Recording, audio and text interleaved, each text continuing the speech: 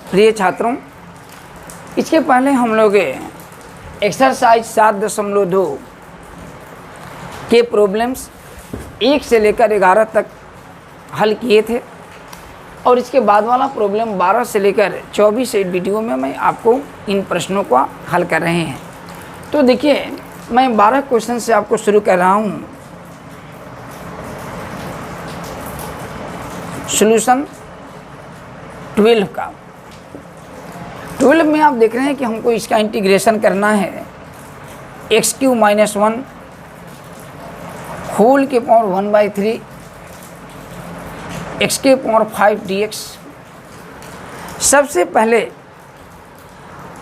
आपको बताया गया है कि देखना है कि कोई सी भी फंक्शन का जब हम इंटीग्रेशन करते हैं तो उसमें किसी एक फंक्शन का डेरिवेटिव उपस्थित है कि नहीं है। अगर नहीं है तो हम उसको एडजस्ट करेंगे। अगर नहीं एडजस्ट करने पर भी नहीं प्राप्त हो रहा है तब हम आगे की विधि का प्रयोग करेंगे। लेकिन हम सबसे पहले देखेंगे कि इसका डेरिवेटिव है कि नहीं है। देखिए, यहाँ x के पावर 3 - 1 है और इसको जैसे हम डेरिवेटिव करेंगे तो हमको 3x² मिलेगा dx बराबर dz। जैसे हम z मान लेंगे तो देखिए x² एक टर्म यहाँ मिलेगा। x³ को हम z में बदलेंगे। चूँकि हमारा method of integration by substitution में सबसे पहले यही देखना है कि एक वेरिएबल में को दूसरे वेरिएबल में चेंज करके कैसे हम उसको आसानी से हल कर सकते हैं। ओके, तो हम एक फंक्शन यहाँ x में फंक्शन है, वेरिएबल x है, तो हम इसको z मान रहे हैं। लेट x³ - 1 बराबर z मान लिया। जैसे हम इसको डेरिवेटिव करेंगे इसलिए 3x² पावर गुना हो जाता है, पावर 1 घट जाता है। कांस्टेंट का डेरिवेटिव 0 dz बटा dx, वहीं dx आ गया और ये हो गया हमारा dz। तो हम इसको उसी तरह से हम क्या करेंगे, सजाएंगे। पहले हम इसको लिखेंगे x³ - 1 होल के पावर 1/3। इसको लिखेंगे x³ गुना x² dx। अब देखिए x² dx तो हमको मिल गया। हम इसको लिखेंगे x² dx बराबर कितना, dz/3। तो x² dx मिल गया। अब x³ को z में बदलना है तो z के पावर 1/3 हो जाएगा। तो यहाँ भी x³ को हम यहाँ से बदल देंगे z में, तो हमारा x³ बराबर कितना होगा, z+1। Therefore integration of x³ - 1 whole के पावर 1/3 इंटू x के पावर 5 dx को हम लिख सकते हैं। अब हम इसी को इस रूप में व्यक्त कर दिए हैं तो हम इसको लिखेंगे इंटीग्रेशन ऑफ z के पावर 1/3 z+1। देखिए यहाँ क्या हो गया, z+1 है x³ के जगह पर, x² dx के जगह पर क्या है, dz/3।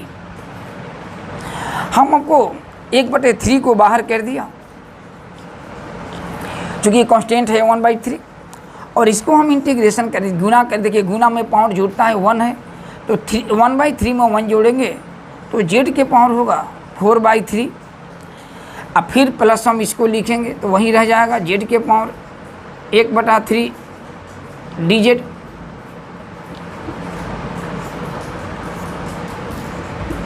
dz होगा। क्लियर है। अब इसमें आप देखते हैं कि हम पावर क्या हो जाता है, पहले से आप पढ़ते आ रहे हैं x के पावर n dx तो अलजेब्राइक फंक्शन है। x के पावर हो जाता है n+1 डिवाइडेड बाई n+1, ठीक है, प्लस इंटीग्रल कांस्टेंट c। तो अलग अलग इंटीग्रेशन जब हम फंक्शन का करते हैं तो सब में कांस्टेंट होता है, लेकिन हम लोगों ने सबका सम्मिलित एक कांस्टेंट जोड़ा जाता, हम लोग जोड़ेंगे और जोड़ा भी जाता है। और यहाँ पर देख रहे हैं इन के बारे में आपको बताया गया है कि -1 नहीं होता, उसके लिए यह फार्मूला परिभाषित नहीं है। क्यों नहीं है आपको मैं बार बार बताता हूँ कि जैसे इन के जहाँ पर -1 होगा तो 1/x, और 1/x log x का डेरिवेटिव होता है तो सीधे हमारा क्या हो जाएगा, इसका इंटीग्रेशन कब, जब इन के जहाँ पर माइनस होगा तो log x हो जाएगा। तो इस नियम का विरोध कर देगा। चलिए, तो हम यहाँ पावर जोड़ रहे हैं तो हम पावर जोड़ते हैं तो क्या लिखेंगे, गुना में जेड के पावर 1 है, 1/3 है, जुट गया और इसको हमने गुना किया। तो अब हम इसका इंटीग्रेशन करते हैं तो ध्यान दीजिएगा, पावर 1 जुटेगा तो जेड के पावर हम लिखेंगे 7/3 होल डिवाइडेड बटा 7/3 प्लस लिखेंगे जेड के पावर 4/3 एक जोड़ेंगे और उसी से भाग देंगे प्लस कितना सी। अलग अलग हम इंटीग्रेशन करते हैं। प्रॉपर्टी हमारा 2 या 2 से अधिक फंक्शन प्लस ले जुड़ा है तो अधिक अलग अलग इंटीग्रेशन के योगफल के बराबर उसका इंटीग्रेशन का जो रिजल्ट यानी इंटीग्रल होता है। तो हम यहाँ इसको लिख सकते हैं, ये बराबर हम यहाँ लिखेंगे 3 ऊपर चला जाएगा, इसमें भी 3 है ऊपर, कॉमन हम ले लेंगे तो ये होगा 1/3 गुने 3। क्लियर है? तो ये बराबर हमारा हो जाएगा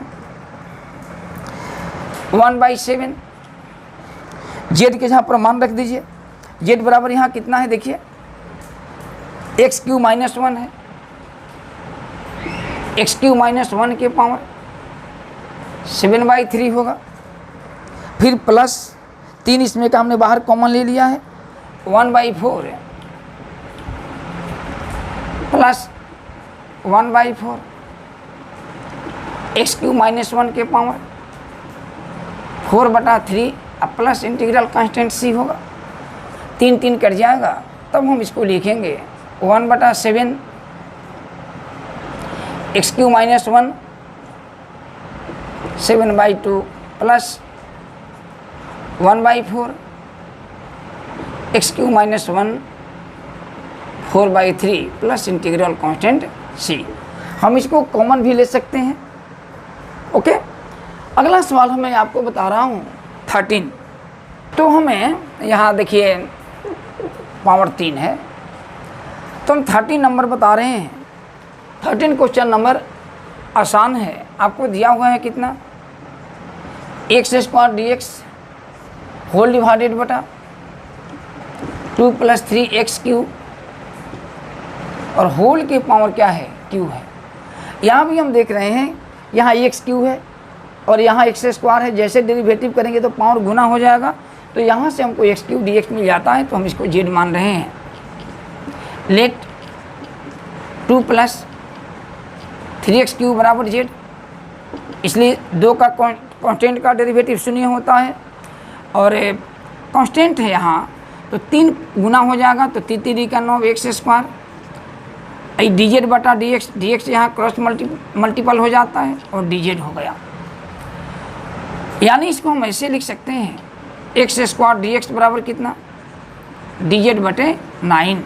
तब हम इसको बराबर कर सकते हैं। देखिए x² dx के जगह पर हम क्या लिखेंगे, निश्चित तौर पर आप देख रहे हैं कि x² dx के जगह पर हम dz बटा 9 लिखेंगे, तो यहाँ dz बटा 9 है तो हम 9 को बाहर सीधे लिख सकते हैं, कांस्टेंट है, और dz बटा z के पावर 3 होगा।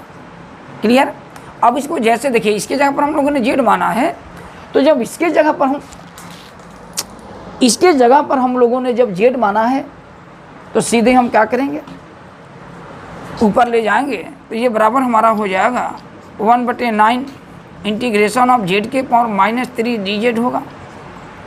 इंटीग्रेशन में पावर जोड़ते हैं तो 1/9 z के पावर कितना, 1 जोड़ेंगे तो -2 होल डिवाइडेड बटा -2 प्लस इंटीग्रल कांस्टेंट सी, तो ये बराबर हमारा हो जाएगा -1/18। ध्यान दीजिए, और z के पावर -2 है तो नीचे जाएगा तो z का स्क्वायर होगा, यानी 1 बटा, और z के बराबर आपने कितना माना है 2 + 3x³ और इसका स्क्वायर होगा प्लस इंटीग्रल कांस्टेंट सी, आपका आंसर होगा। ओके, अब हम आप लोगों को क्वेश्चन नंबर 14, तो हम क्वेश्चन नंबर 14 बराबर दिया हुआ है 1/x log x whole power m dx। आप यहाँ देख रहे हैं कि log x का डेरिवेटिव होता है 1/x और 1/x इसमें है, तो हम सीधे क्या करेंगे, log x को z मानेंगे। तो बहुत ही आसानी से आप इसको हल कर लेंगे। Let log x equal to z। ध्यान रखना है कि अभी तक आपको मैंने बतलाया है कि अगर बेस नहीं दिया है तो बेस हम क्या मानते हैं, ई बेस हम लोग मानते हैं। तो यहाँ बेस साइलेंट है ई, तो जैसे हम इसको डिफ्रेंशिएट करेंगे तो log x का डेरिवेटिव होता है 1/x dx, ये बराबर होगा dz। क्लियर है? तो अब देखिए 1/x यानी 1/x यहाँ तक को हम लिखेंगे कितना, dz, और ये z के पावर m हो जाएगा। तो हम इसको लिखेंगे, देखिए 1/x dx को जगह पर क्या लिखेंगे, dz बटा z के पावर कितना, m हो गया। ओके, ये बराबर हम लिखेंगे, ऊपर जाएगा यह, तो z के पावर -m dz, और इसका इंटीग्रेशन होगा z के पावर -m+1 बटा -m+1 अब प्लस इंटीग्रल कांस्टेंट c, और z का हम मान रख देंगे। z का मान रखेंगे तो z का मान कितना है, यहाँ देख रहे हैं z का मान हमने log x रखा है, तो हम यहाँ सीधे रखेंगे log x to the power 1 -m लिख सकते हैं, 1 चूंकि प्लस है, और होल डिवाइडेड बटा 1 -m plus integral constant c, answer होगा। ओके, अगला क्वेश्चन है 15। देखिए यहाँ भी दिया हुआ है इंटीग्रेशन ऑफ x बटा 9 - 4 x² dx। अब देख रहे हैं कि इसका जो डिग्री है ऊपर कम है, और x² का डेरिवेटिव हो जाएगा कितना, 2x 8, यानी x² dx का मान आसानी से प्राप्त हो जाएगा। तो हम इसको देखते हैं x dx का। लेट टोटल को हम z मान लेंगे, 9 - 4 x² is equal to z मानेंगे, इसलिए 9 का डेरिवेटिव 0, ये हो गया -8x dx बराबर dz, और इसको हम लिखेंगे x dx बराबर -dz बटा 8, -8 से हमने भाग दे दिया। तो यहाँ देख रहे हैं कि इतना की जगह पर हम क्या लिखेंगे, -dz/8। तब हम इसको लिखते हैं इंटीग्रेशन ऑफ, डायरेक्ट हम यहाँ से यहाँ लिख रहे हैं, इसके अनुसार हम मान रखते हैं। तो x dx के जगह पर होगा -dz बटा 8 और 1 बटा कितना z, टोटल को हमने z माना है, देखिए, और ये बराबर हम लिखेंगे -1 बटा 8 कॉमन ले लेंगे, इंटीग्रेशन हो जाएगा 1 बटा z dz। और यह देख रहे हैं कि इसका डेरिवेटिव 1 होता है, तो सीधे आपने फंक्शन पढ़ा है कि इंटीग्रेशन ऑफ एक ऐसा फंक्शन जो डिनोमिनेटर में है और उसका न्यूमरेटर अगर डेरिवेटिव हो, तो सीधे हम इसका मान कितना लिखते हैं, log mod of fx to the base e plus integral constant c लिखते हैं। तो सीधे हम इस फॉर्मूला का प्रयोग करेंगे और सीधे हम यहाँ लिखेंगे -1 बटा 8 log mod of z plus integral constant c and is equal to -1/8 log, and हमने क्या किया है, 9 - 4x² is equal to z माना है, तो सीधे हम इसका मान रख देंगे mode of plus integral constant c।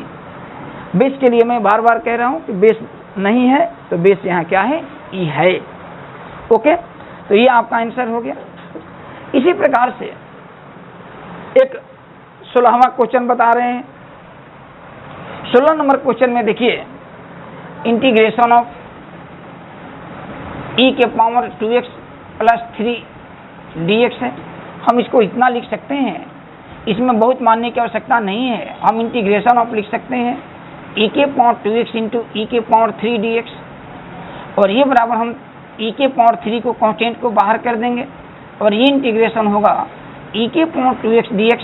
और अब जानते हैं कि e के पावर x का इंटीग्रेशन डेरिवेटिव e के पावर x ही होता है, तो e के पावर x का इंटीग्रेशन भी e के पावर x होगा। तो हमारा इसका इंटीग्रेशन कितना होगा, देखिए e के पावर 3 इंटू ई के पावर 2x बटा, और x में जितना कोएफिशिएंट होता है वह बटा हो जाता है बटा 2 प्लस इंटीग्रल कांस्टेंट c। अगर हम गुना करते हैं तो फिर वही बात लिख देंगे, गुना में और बेस बराबर है, ई बेस यहाँ भी है, ई बेस यहाँ है, तो हम उसको बाहर लिख सकते हैं। क्या करते हैं, पावर जोड़ देंगे, तो ई के power 2x plus 3 whole divided by 2 plus integral constant c, answer. Okay, तो अगला हम क्वेश्चन आपको, ये कौन क्वेश्चन नंबर था, 17 बता रहे हैं।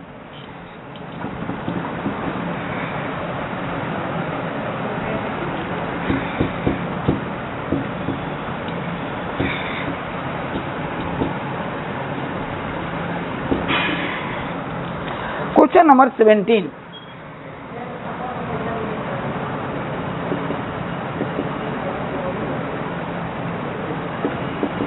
इंटीग्रेशन ऑफ x बटा ई के पावर एक्स स्क्वायर dx। देखिए हम एक्स स्क्वायर को क्या मान रहे हैं, जेड मान रहे हैं, क्यों, क्योंकि एक्स स्क्वायर को जेड मानेंगे,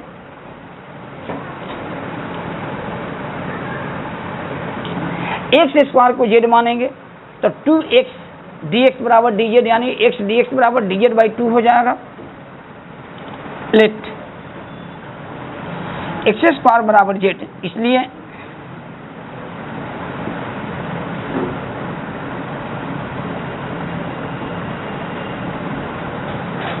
ओके, इस प्रकार से आप सीधे हम यहाँ मान रखेंगे, therefore integration of x dx बटा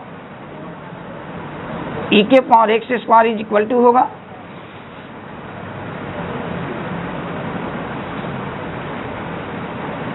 इंटीग्रेशन ऑफ, देखिए dx के जहाँ पर हम लिखेंगे x dx के जहाँ पर लिखेंगे कितना, dz बाई 2 और 1 बटा कितना, ई के पावर जेड। चूंकि जेड बराबर हमने एक्स स्क्वायर के जगह पर रखा है तो ई के पावर जेड हो गया, 1 बाई 2 बाहर कांस्टेंट निकल जाएगा, 1 बाई 2 इंटीग्रेशन ऑफ ई के पावर, क्योंकि -1 गुना है तो ई के पावर जेड का इंटीग्रेशन वही होगा, ई 1 बटा 2, ई के पावर माइनस से जेड में कितना गुना है, -1 से बटा कर देंगे प्लस इंटीग्रल कांस्टेंट सी। इसका मतलब ये हुआ कि ये बराबर हो जाएगा -1 बाई 2 ई के power Z plus C and is equal to होगा -1 बटा 2 ई के पावर एक्स स्क्वायर, चूंकि जेड बराबर हमने माना है X square plus integral constant C, answer. Clear है? अगर आप लोगों को कोई दिक्कत है तो फिर से समझ लीजिए। सीधे हम देखेंगे कोई भी फंक्शन में कि कौन ऐसा फंक्शन है जिसका हम इंटीग्रल प्राप्त कर रहे हैं, तो कौन ऐसा फंक्शन है जिसका डेरिवेटिव उसमें है, उसी को हम लोग हमेशा पहली प्राथमिकता देंगे कि जेड है कि नहीं है, अगर क्या कहते हैं उसका डेरिवेटिव है कि नहीं है। अगर नहीं है इसके बाद हम आगे की बात सोचेंगे। तो यहाँ 17 है, क्वेश्चन नंबर 18 बता रहे हैं। 18 में देखिए दिया हुआ है, इंपॉर्टेंट भी है क्वेश्चन, इंटीग्रेशन ऑफ दिया है ई के power tan inverse x whole divided दिया है 1 प्लस एक्स स्क्वायर। अब यहाँ स्पष्टता देख रहे हैं कि tan इनवर्स x का डेरिवेटिव यही होता है 1 बटा 1 प्लस एक्स स्क्वायर, तो हम सीधे tan इनवर्स x को जेड मानेंगे।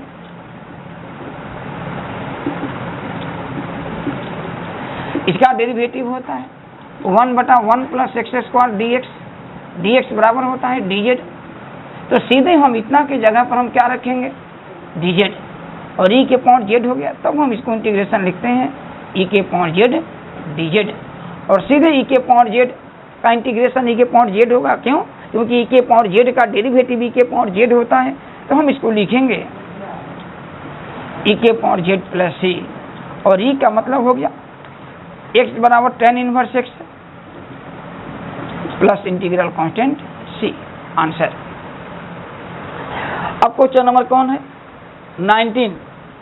क्वेश्चन नंबर 19 देखिए, 19 क्वेश्चन नंबर में है e के power 2x minus 1 divided by e के पावर 2x प्लस 1। हम भी इसमें उसी प्रकार सोचेंगे कि कैसे इसका डेरिवेटिव इसी में मिल जाए। हम न्यूमरेटर और डिनोमिनेटर को क्या करते हैं, e के पावर x ले भाग दे देते हैं। e के पावर 2x माइनस 1 e के पावर x, e के पावर 2x प्लस 1 वो भी हम e के पावर x ले डिवाइड करते हैं। अब हम इसको सिंप्लीफाई करने जा रहे हैं, ध्यान दीजिएगा। e के पावर 2x बटा e के पावर x होगा, ऊपर जाता है वो x पावर घटेगा तो e के पावर x होगा, माइनस e के पावर माइनस x होगा, फुल डिवाइडेड बटा e के पावर 2x बटा e के पावर x होगा तो ऊपर जाएगा वो पावर घटेगा तो e के पावर x होगा, प्लस 1 बटा e के पावर x, ऊपर इसको ले जाएंगे तो e के पावर माइनस x होगा dx। अब देख रहे हैं कि इसका यह डेरिवेटिव है, e के पावर x का डेरिवेटिव e के पावर x होता है और e के पावर माइनस x का e के पावर माइनस x, और x में जो कोएफिशिएंट होता है गुना हो जाता है तो सीधे इसका डेरिवेटिव है। इसलिए हम इसको लिखेंगे सीधे log मोड ऑफ e के पावर x प्लस e के power minus x plus integral constant c। क्यों?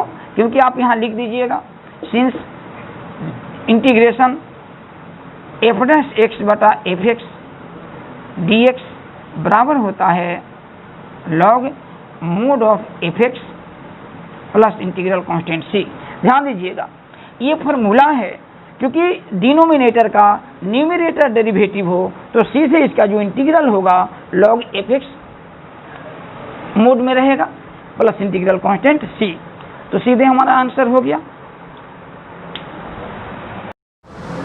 आगे हम क्वेश्चन नंबर 20 को बता रहे हैं। देखिए 20 के बारे में देखिए आपको दिया है e के पावर 2x माइनस e के power minus 2x whole divided बटा e के पावर 2x प्लस e के पावर माइनस 2x। ध्यान दीजिएगा, देखिए इसका डेरिवेटिव तो हो जाएगा यहाँ, लेकिन 2 गुना भी होगा तो हम इसको ऐसे लिख सकते हैं 1/2 इंटू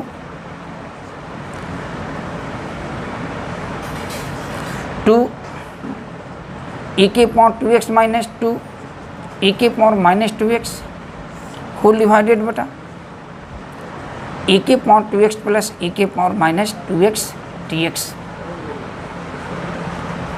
लिख सकते हैं कि नहीं? अब यहाँ देख रहे हैं कि 2 कॉमन ले लेंगे, अब बाहर निकालेंगे तो कट जाएगा, कोई अंतर नहीं होगा। x के रिस्पेक्ट में इंटीग्रेशन कर रहे हैं हम लोग। अब बताइए तो ये दोनों में है तो इसका डेरिवेटिव कितना होगा, e के पावर 2x, x का जो कोएफिशिएंट है गुना हो जाता है डेरिवेटिव में, ठीक है। और यहाँ भी उसी तरह से -2 गुना हो गया।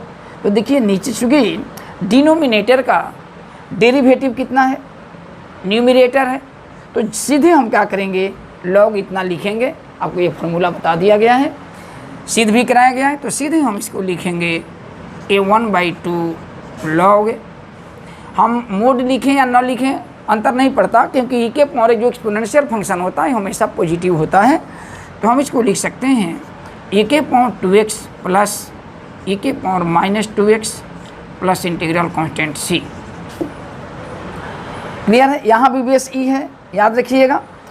तो मोड लिखेंगे तभी ठीक, कोष्टक लिखेंगे एक्सपोनेंशियल फंक्शन के लिए तभी ठीक। यही आपका आंसर हो गया। 21 इसमें आप देख रहे हैं कि इंटीग्रेशन ऑफ दिया है आपको tan square 2x minus 3 dx। हम क्या करते हैं इसको z मान लेते हैं, लेट 2x माइनस 3 बराबर z, इसलिए 2 इंटू एक्स का डेरिवेटिव 1 होता है, 3 का 0 dz बटा dx, वहीं dx यहाँ आ गया, इज इक्वल टू कितना dz। ध्यान दीजिएगा 2 गुने x का डेरिवेटिव 1 होता है, अब माइनस कांस्टेंट के 0 और dz बटा dx, वहीं dx यहाँ आया है, तो dx बराबर हम कितना लिख सकते हैं, और dx will be equal to dz/2। Therefore integration of tan square 2x minus 3dx को हम लिख सकते हैं integration of tan square z. ध्यान दीजिएगा, इसको हमने जेड माना है और dz के जगह पर क्या dx के जगह पर क्या लिखेंगे dz/2। 1/2 हम बाहर निकाल लिया और tan स्क्वायर जेड को हम क्या लिख दिया sec square z minus 1 formula होता है। 1 प्लस tan स्क्वायर एक्स बराबर होता है सेक स्क्वायर एक्स। तो tan स्क्वायर एक्स बराबर सेक स्क्वायर एक्स माइनस 1 क्यों किया?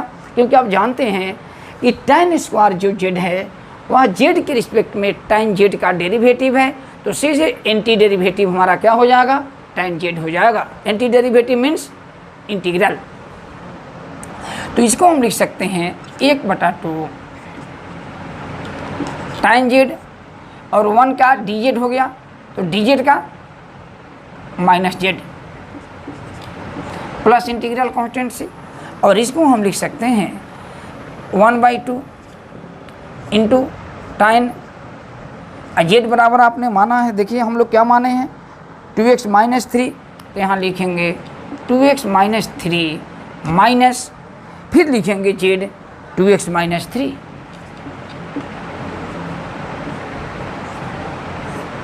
प्लस इंटीग्रल कांस्टेंट सी।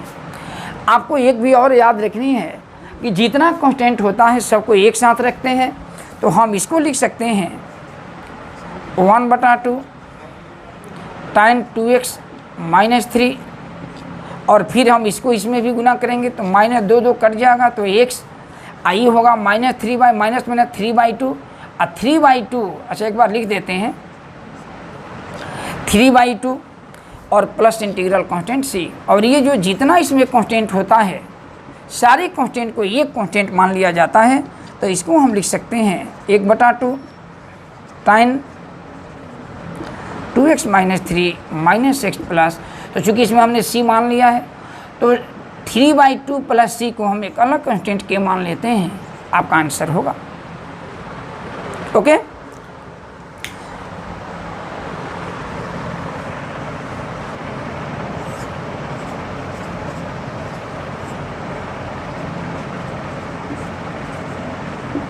देखिए कोई भी इस तरह का फंक्शन हो, आप जानते हैं कि tan x का डेरिवेटिव होता है सेक स्क्वायर एक्स, तो सेक स्क्वायर का इंटीग्रेशन tan x होगा। x के जगह पर हम इतना मान लिया है, और जहाँ देखिएगा कि x में जो कोएफिशिएंट फंक्शन है वह बटा में हो जाता है। क्यों? क्योंकि डेरिवेटिव में गुना होता है, तो जैसे हम उसका इंटीग्रेशन निकालेंगे तो जो हम इंटीग्रल प्राप्त करेंगे इंटीग्रल में x का जो कोएफिशिएंट है वह डिवाइड हो जाता है। हमने मान लिया, चलिए देखिए ऐसे तो मौखिक हो जाएगा, कितना है इसका आंसर tan 7 माइनस 4x बटा माइनस 4 होल डिवाइडेड बटा माइनस 4 प्लस सी आंसर हो गया। लेकिन अगर 2 नंबर का बनाने के लिए कहें तो थोड़ा सा इसको सिंप्लीफाई कर दीजिए। Let 7 minus 4x equal to z, इसलिए 7 का डेरिवेटिव 0 होता है और ये माइनस 4 हो गया, x का 1 dz/dx, तो यहाँ dx हो गया, या हम कहेंगे कि x का डेरिवेटिव dx है, z का डेरिवेटिव dz है। और हम इसको लिख सकते हैं dx बराबर माइनस 1/4 dz, मान रख दीजिए। Therefore integration of sec square 7 minus 4x dx की जगह पर हम लिख सकते हैं सेक स्क्वायर जेड, चूँकि हमने 7 माइनस 4x को क्या माना है 7 माइनस 4x को जेड माना है, तो सेक स्क्वायर यहाँ जेड हो गया, और dx के जगह पर क्या लिखेंगे माइनस 1/4 dz। माइनस 1/4 को हमने बाहर ले लिया कॉमन, क्योंकि आप जानते हैं कि कांस्टेंट बाहर हो जाता है, और ये हमारा होगा सेक स्क्वायर एक्स dz। और tan z का डेरिवेटिव होता है z के रिस्पेक्ट में सेक स्क्वायर जेड, इसलिए सेक स्क्वायर जेड का इंटीग्रल होगा कितना tan z। तो ये बराबर हम लिखेंगे minus 1/4 tan z plus C and is equal to होगा माइनस 1/4 tan, और z के जगह पर क्या लिखेंगे 7 minus 4x plus integral constant c, answer हो गया। 13 क्वेश्चन नंबर 13 देखिए, आपको इंटीग्रेशन दिया है साइन इनवर्स x बटा √1 माइनस x स्क्वायर dx। सीधे आप देख रहे हैं कि साइन इन्वर्स एक्स का डेरिवेटिव इसी में दिया है, 1/1 minus x square root over में होता है, तो सीधे हम साइन इन्वर्स एक्स को क्या मानेंगे, जेड मानेंगे। तो लेट साइन इन्वर्स एक्स बराबर जेड, साइन इन्वर्स एक्स का derivative 1/√1 minus x square d x बराबर होगा डी जेड। क्लियर। तो सीधे हम लिखेंगे therefore integration of sine inverse x d x divided बटा √1 minus x square is equal to लिखेंगे हम, देखिए साइन इन्वर्स एक्स को क्या माना गया है, जेड, तो इसको हम जेड लिखेंगे और इतना डी एक्स बटा √1/x², इतना की जगह पर लिख देंगे डी जेड। और ये अलजेब्राइक फंक्शन हो गया, पावर 1 जुड़ जाता है, पहले नहीं है तो पावर 1 मानते हैं, 1 1 2 z² बटा 2 + c, और जेड का मान कितना है, साइन इन्वर्स एक्स, तो हम लिखेंगे साइन इन्वर्स एक्स का whole square divided by 2 plus integral constant c, answer हो गया। और आज का 24वां सवाल, इसको हम हटा रहे हैं।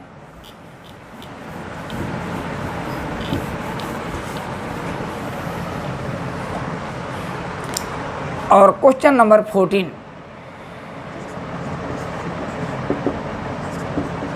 आपको यहाँ देख रहे हैं कि कौन क्वेश्चन नंबर है 24। तो 2 cos x minus 3 sin x whole divided बटा 6 cos x plus 4 sin x dx। हमेशा आपको याद रखना है कि किस फंक्शन का डेरिवेटिव इसमें है, तो हम उसी को जेड मानने के लिए कहा है। तो आप देखिए कि इसमें है, हम 2 कॉमन ले लेते हैं, तो जैसे हम 1/2 कॉमन लेते हैं, ऊपर हो गया 2 cos x minus 3 sin x whole divided बटा 3 cos x plus 2 sin x dx। अब देखिए cos x का डेरिवेटिव कितना होता है, माइनस sin x होता है, तो हम इसको थोड़ा सुधार देते हैं, इसको सजा देते हैं, तो 1/2 integration of 2 cos x minus 3 sin x whole divided बटा, इसको पहले लिख देते हैं 2 sin x plus 3 cos x dx। अब नहीं, अब हमारा ये फार्मूला है, डिनोमिनेटर का डेरिवेटिव अगर न्यूमिनेटर है तो सीधे हम लॉग मोड ऑफ डिनोमिनेटर में जो फंक्शन है वो फंक्शन होगा प्लस इंटीग्रल कांस्टेंट c। तो देखिए इसका यह मिल गया डेरिवेटिव, 2 कांस्टेंट है, sin x का डेरिवेटिव cos x, तो 2 cos x हो गया, और 3 cos x का डेरिवेटिव माइनस sin x, तो वहीं माइनस sin x यहाँ हो गया। इसका मतलब इसका यह डेरिवेटिव है, इसलिए सीधे हम लॉग में लिखेंगे, तो ये बराबर हो गया 1/2 log mod of 2 sin x plus 3 cos x to the base e plus integral constant c। यही आपका आंसर होगा, क्यों, क्योंकि इसका डेरिवेटिव भी इतना होता है। ओके, तो इस तरह से हम लोग अगला वीडियो में इसके बाद में जो रिमेनिंग क्वेश्चंस हैं उसको हम लोग हल कर देंगे। इसके बाद हम क्या करेंगे, तीसरा जो मेथड है ट्रांसफॉर्मेशन, उसकी हम लोग बात करेंगे। ओके, धन्यवाद।